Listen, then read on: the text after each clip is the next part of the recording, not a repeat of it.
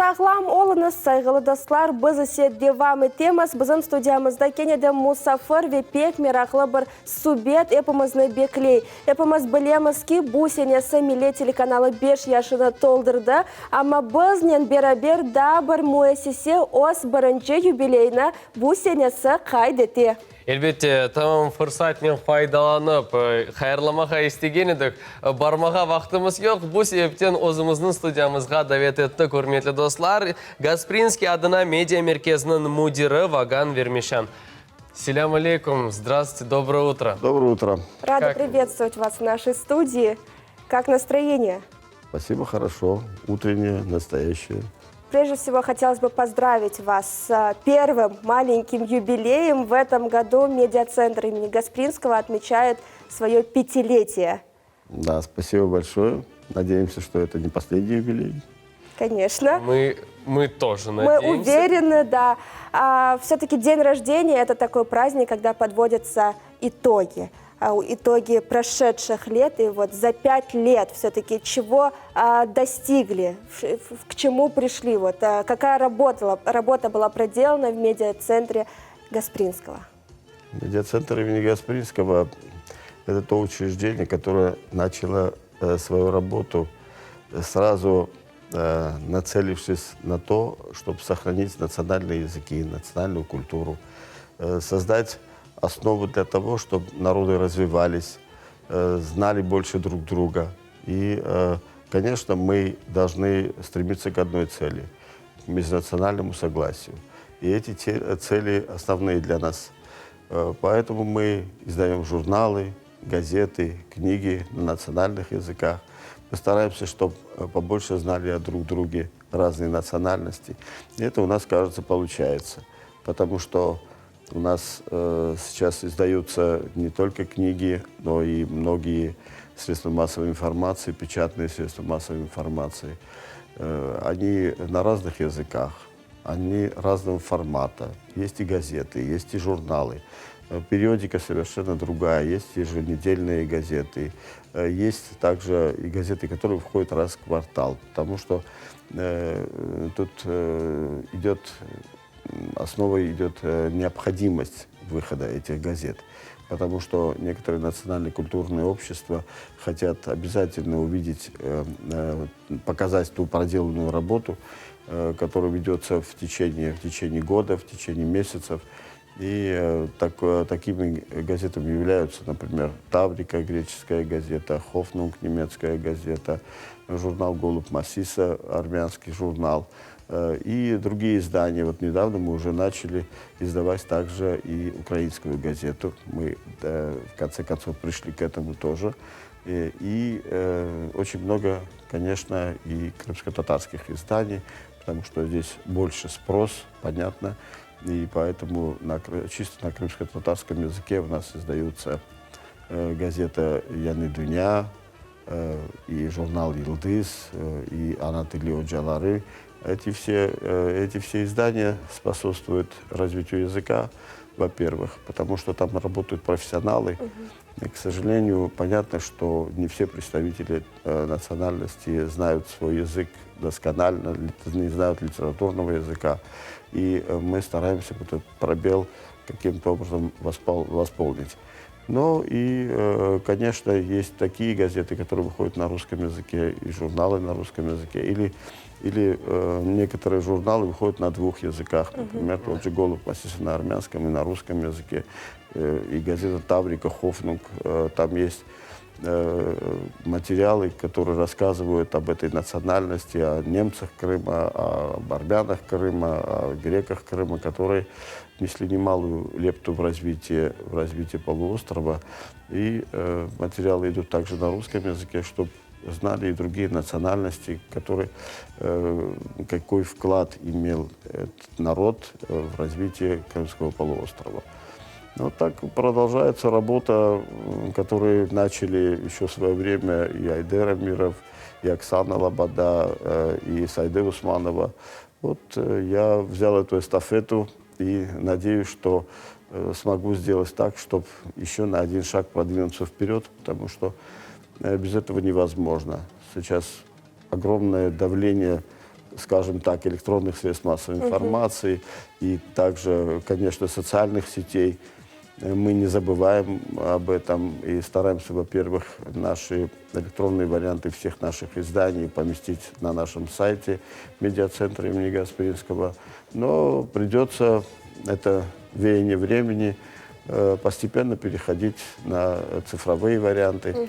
И думаю, что на будущий год мы осуществим несколько проектов, которые дадут возможность нам больше приобщить к нашей деятельности молодежь, которые, вы же знаете, в основном сидят в телефоне. Мы сами Ну, понятно. молодежь. То есть вы считаете, что все-таки цифровой формат способен полностью вытеснить традиционные СМИ? Я не думаю, что полностью вытеснит, потому что, вы понимаете, не дай бог, какая-то вспышка, вот как раз вчера смотрел передачу про туберанцы на солнце, и может быть такая вспышка, и что все электронные средства массовой информации могут выйти из строя, а бумага всегда останется, потому что мы же сейчас поднимаем манускрипты, которые были написаны еще тысячелетия тому назад, и узнаем об этом народе, узнаем о культуре.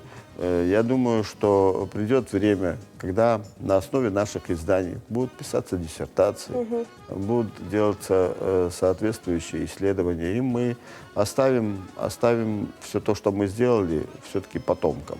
И тогда, если даже не в больших тиражах, мы и так сокращены в тиражах, потому что мы знаем, что сейчас невозможно найти все-таки столько подписчиков, чтобы были самоокупаемые наши газеты и журналы. Поэтому и мы надеемся, конечно, на то, что через наш родной Государственный комитет по делам межнациональных отношений мы получаем соответствующее финансирование, которое помогает нам делать свое дело удачно, успешно. Конечно, очень много проблем, которые надо решить. У нас есть теперь мини-типография, которая недоукомплектована, но мы стараемся даже, имея вот это, что-то делать и развиваться и в сторону книгопечатания, и в сторону издания средств массовой информации. Что касается непосредственно типографии, книгоиздательства, а скажите, пожалуйста, вот все-таки в этом году выполнены ли все вот пожелания, потому что мы знаем, был определенный период в этом году, когда было трудно что-то издавать, что-то печатать, что-то писать, но тем не менее вы работали в этот период, вы печатали. Все ли вот поставленные задачи, да, уже вот на данный момент выполняются или выполнены, возможно? Коронавирус, конечно, оставил свой отпечаток в нашей работе. Понятно, что дистанционная работа не может быть такой эффективной, которую люди ведут на своих рабочих местах, на своих родных компьютерах. Даже приходилось некоторые рабочие компьютеры, которым есть определенные требования, тех же дизайнеров и так далее, даже везти людям домой, чтобы они могли работать. Но понятно, что мы отброшены в наших планах как минимум на 2 месяца. Но вот сейчас ведется очень интенсивная работа. Вы знаете, что решение о том, сколько мы должны издать книг, принимает консультативный совет из довольно-таки серьезных людей, которые принимают это решение все-таки, что допустить к изданию, что не допустить, что оставить, какие книги оставить в резерве. Каждый год мы планируем издавать 30 книг. И еще в резерве остаются книги. Но мы почти всегда переполняем этот план на 10%, насколько нам дает возможность бюджет. Но в этом году мы идем с отставанием. Но я надеюсь, что за оставшиеся месяцы мы наверстаем упущенное и сможем выйти на финишную прямую и выполнить государственное задание.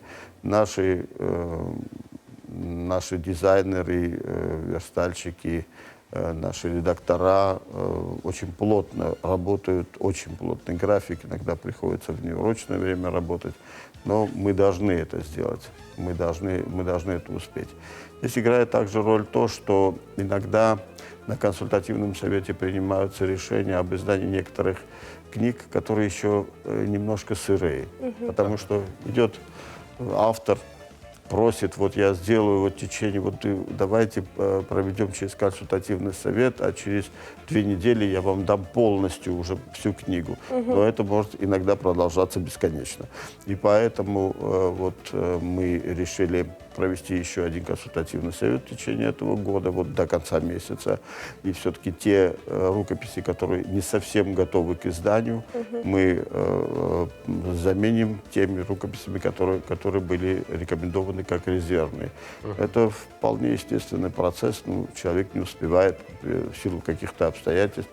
Мы должны это понимать, но и мы остановиться не можем, потому что у нас есть государственное задание, мы его должны выполнить.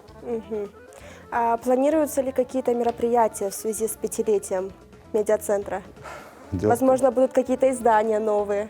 Так как мы сегодня ограничены, понятно, что в связи с коронавирусом, мы провели маленькое свой пикник, скажем так, и отметили это 5-летие. На природе, конечно, присутствовали и руководители Государственного комитета, и Альберт Османович Кагиев, и Закиряева Зарима Фазыловна, и Бетов. И все мы собрались в дружеской компании, скажем так. Просто от души поговорили. Но наша вся работа нацелена на то, чтобы мы свое 5-летие отметили правильно. Потому что у нас идут презентации книг. Мы очень хорошую презентацию провели альбома крымско-татарских художников, крымско-татарское искусство, который проходил в зале Государственного комитета, в конференц-зале.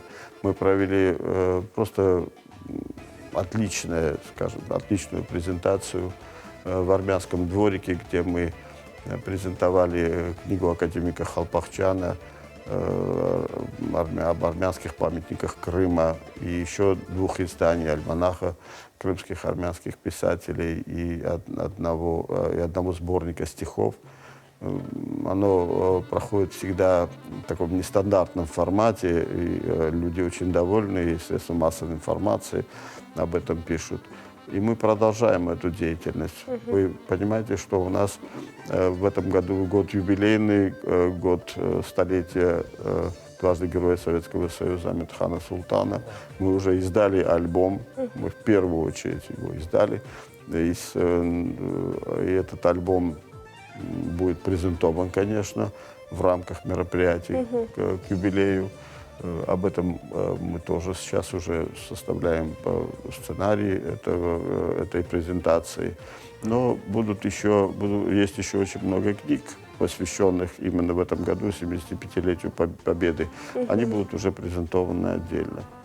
То есть запланировано еще множество мероприятий, которые нужно успеть провести до конца года. Да, конечно. Дай бог, чтобы не было строгого карантина. Тогда мы проведем все, что мы намечаем. Ведь у нас есть большое еще одно мероприятие, которое мы в прошлом году провели очень успешно. Это молодежный форум средств массовой информации. Мы собрали представителей молодое поколение представителей средств массовой информации. Мы собрали студентов, даже школьников, которые решили свою судьбу связать со средствами массовой информации. Провели на нескольких площадках. Мы, конечно, будем координировать уже свои действия. Мы корректировать должны свои действия, потому что мы поняли, что, например, вот блогерская работа, да, там собирается больше всех молодежи. Там, например, для радио нужны новые форматы. Для площадки книгоиздания, так сказать, особо желающих и не было. Но некоторых интересуют сами книги, а не технология их производства. Наши средства массовой информации распределены так, что некоторых Государственный комитет или медиацентр являются учредителями. Тогда все от нуля до издания делается в рамках медиацентра и нашими коллегами. Но есть и издания, которые нам приносят в готовом виде уже национальное культурное общество или какие-то общественные организации. У нас в этом году снова вышел журнал «Арзы», женский журнал. Мы надеемся, что вот у нас количество средств массовой информации увеличилось до 11. К сожалению, молодежный журнал «Несиль» в этом году не вышел в первое полугодие. Но посмотрим, если редакция сама поработает над этим, мы хотя бы один номер вы должны выпустить этого журнала.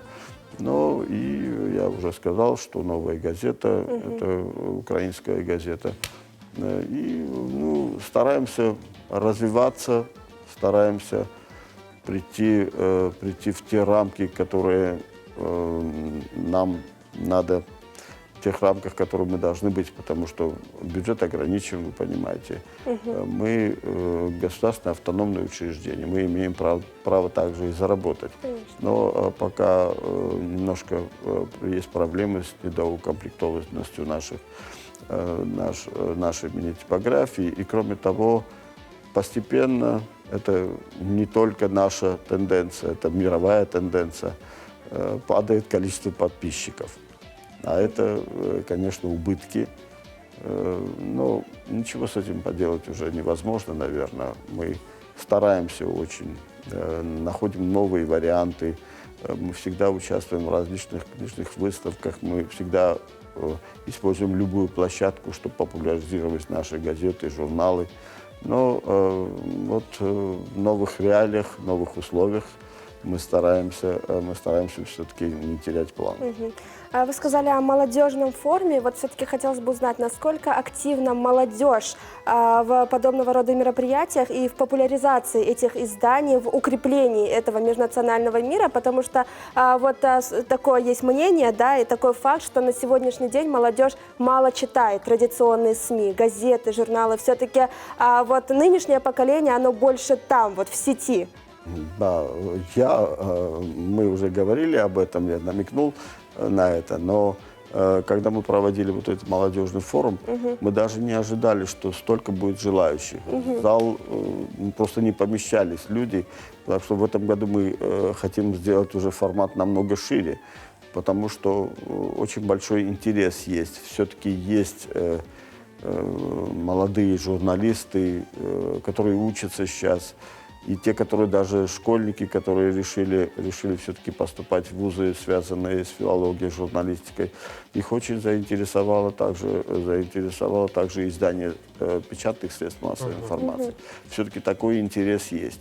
Ну, понятно, что, я же говорю, основная часть молодежи потянулась туда, где есть цифровые технологии, где рассказывали о блогерской деятельности. Это, конечно, им более интересно. Будем надеяться, что некоторое время мы еще сможем привлечь молодежь к изданию книг, к изданию литературы, к изданию журналов и газет.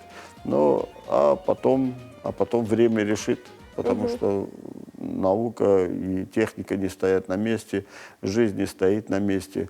Мы должны, к сожалению, приспособиться к тем реалиям, которые сегодня есть, что молодежь в основном в гаджетах.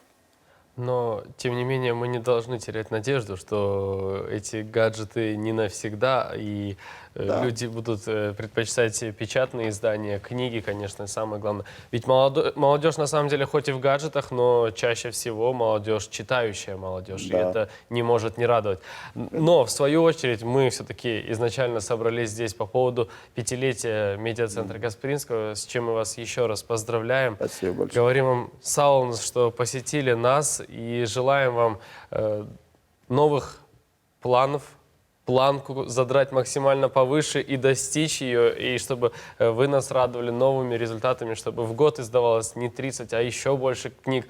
То есть, чтобы все было у вас замечательно.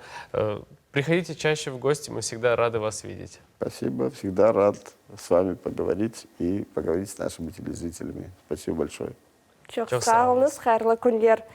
Девам етеміз. Девам етеміз. Еве сізге небеттекі қысымны бақмаға теклif етеміз. Келініз бізім ажайып қырымымызынан ада бір гүзел еріні зиярет етейік.